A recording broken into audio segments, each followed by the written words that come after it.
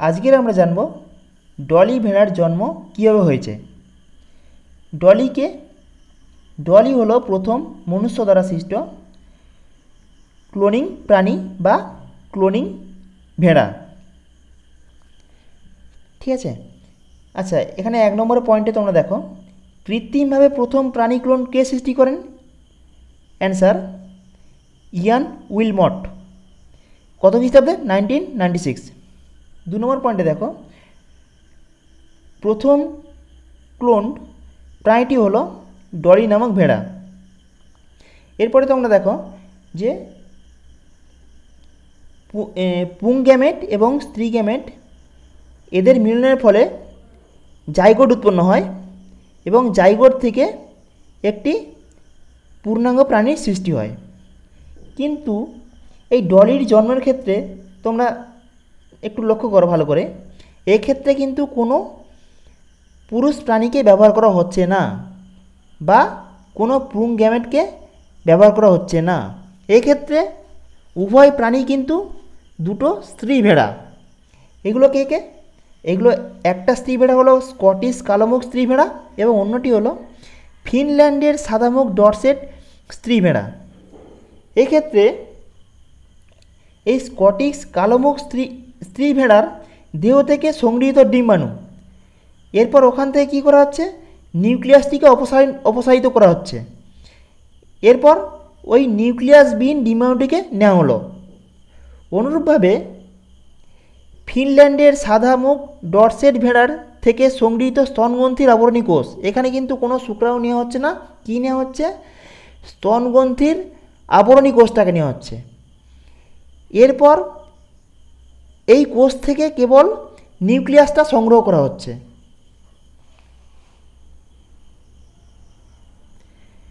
এরপর মৃদু তড়িৎ সঞ্চালনের মাধ্যমে এদের মিলন ঘটানো হচ্ছে। এর ফলে কী উৎপন্ন হলো? 2n নিউক্লিয়াসযুক্ত ডিম্বাণু সৃষ্টি হলো।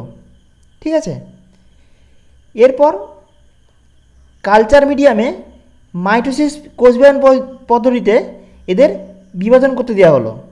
এর ফলে ওদের কী হলো? কোষের সংখ্যা বৃদ্ধি ও ভ্রূণ গঠিত হলো।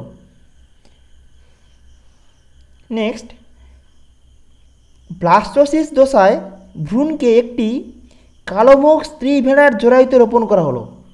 তার মানে এই যে যার ক্ষেত্রে যার থেকে ডিম্বাণুটা সংগ্রহ করা হয়েছিল তার জরায়ুতে বা সেই প্রজাতির অন্য কোনো ভেড়ার জরায়ুতে এই ব্লাস্টোসিসটাকে রোপণ করা হলো। ঠিক আছে, এরপর নির্দিষ্ট সময় পর অপত্য স্ত্রী ভেড়ার জন্মগ্রহণ করলো এবং সেই ভেড়াটার নাম হচ্ছে কে? ডলি। ঠিক আছে, এই যে ডলি উৎপন্ন বা জন্মগ্রহণ হলো, এর বৈশিষ্ট্যটা হবে কার মতো? এই ফিনল্যান্ডের সাদামুখ ডরসেট ভেড়ার মতো। কেননা এই স্তনগ্রন্থির আবরণী কোষ থেকে নিউক্লিয়াসটা সংগ্রহ করা হয়েছিল।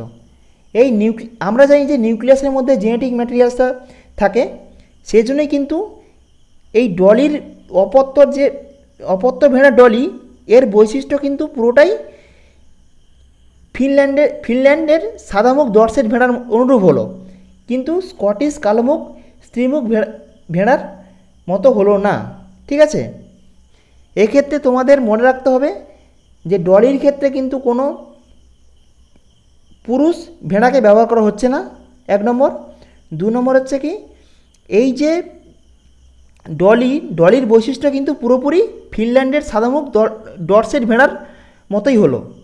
ঠিক আছে, মানে যার থেকে নিউক্লিয়াসটা সংগ্রহ করা হয়েছিল, যার থেকে ডিম্বাণু সংগ্রহ সেটা না, যার থেকে নিউক্লিয়াসটা সংগ্রহ হয়েছিল তার বৈশিষ্ট্যটাই ডলি পেল।